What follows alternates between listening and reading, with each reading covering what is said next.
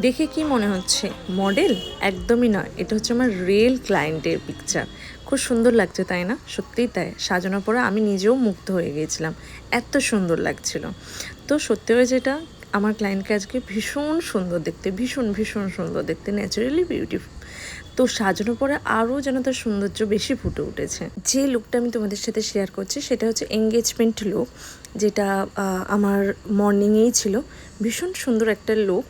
আর যেইটুকানি দেখেছো সেটা হচ্ছে ক্লায়েন্টেরই চয়েস, ক্লায়েন্ট কীরকম সাজতে চাইছে, যেটা আমাকে আগে থেকেই দেখিয়ে দিয়েছিল।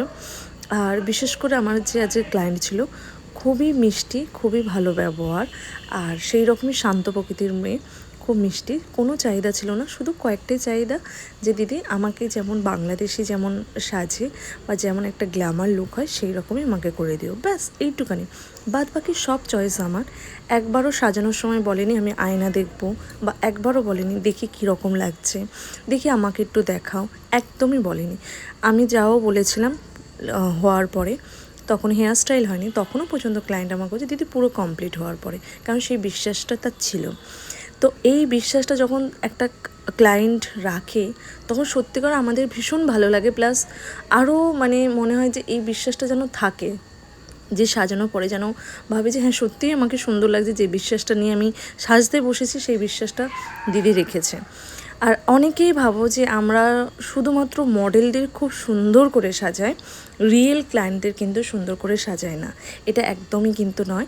আমরা মডেলদের চেয়েও আমরা রিয়েল ক্লায়েন্টদের বেশি সুন্দর সাজাই। কে সাজায় আমি জানি না, বাট আমি সত্যি কথা বলতে আমি মডেলদের যত যত ধরে ধরে না সাজাই, আমি হচ্ছে রিয়েল ক্লায়েন্টকে কিন্তু তার চেয়েও বেশি বেশি ধরে সাজাই। আর আমি চাই যে রিয়েল ক্লায়েন্ট ভালো লাগুক, তার মনের মতন হোক। কারণ ওই একটাই বললাম যে মডেলকে আমরা এর পরেও করতে পারবো, তারপরেও করতে পারবো, কিন্তু ক্লায়েন্ট একবারই বিয়ে হবে, একবারই এঙ্গেজমেন্টে লুক হবে। তো সেই জন্য আমরা কিন্তু চাই যে তার মনের মতন করে সাজানো। তো ওভারঅল লুকটা দেখেছিলাম, যে লুকটাও দেখিয়েছিল, তা আমার বেশ ভালোই লেগেছিলো, সেই জন্য আমি ওই লুকটা ক্রিয়েট করেছিলাম। এটা ভীষণ সুন্দর লাগছিল।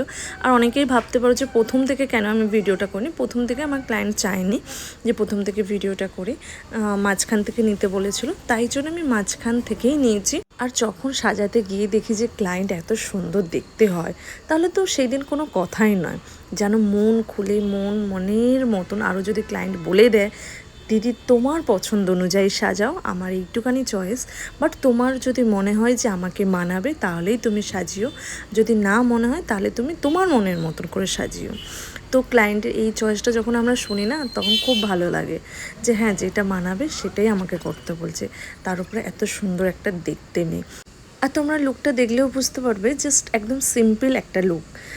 এটা দিনের বেলায় ছিল, একদম বেনারসি শাড়ি পরেছিল পিঙ্ক কালারের ওপরে, টোনটাও পিঙ্ক কালারের ওপরেই রেখেছিল, একদম হালকা করে আমার টুইস্ট করে করে হেয়ার স্টাইলটা করেছিলাম। আর লিপস্টিকটা একটু নিউডের উপর একটু ডার্ক শেডে রেখেছিলাম। তো ওভারঅল লুকটা তোমাদের সাথে শেয়ার করলাম। তো অবশ্যই জানিও আমার মিষ্টি ক্লায়েন্টকে কেমন লাগছে, ওভারঅল লুকটা কেমন লাগছে অবশ্যই জানিও। আর যদি চাও যে তোমাদের স্পেশাল দিনে তোমরা আমার কাছে সাজতে চাও, অবশ্যই আমাকে বুকিং করতে পারো। আমার কন্ট্যাক্ট নাম্বার হচ্ছে 8335037568, এই নাম্বারে। এইটা আমার হোয়াটসঅ্যাপ নাম্বার, প্লাস হচ্ছে কলিং নাম্বার। তো আজকের এই লুকটা কেমন লেগেছে বলো। আর কোনো রকম কিন্তু এখানে এডিট নেই, কোনো রকম এখানে ফিল্টার নেই, জাস্ট একটা পিকচার তোমাদের সাথে শেয়ার করছি। অবশ্যই জানিও, কমেন্ট করে ভালো লাগলে শেয়ার করে দিও। Thank you so much.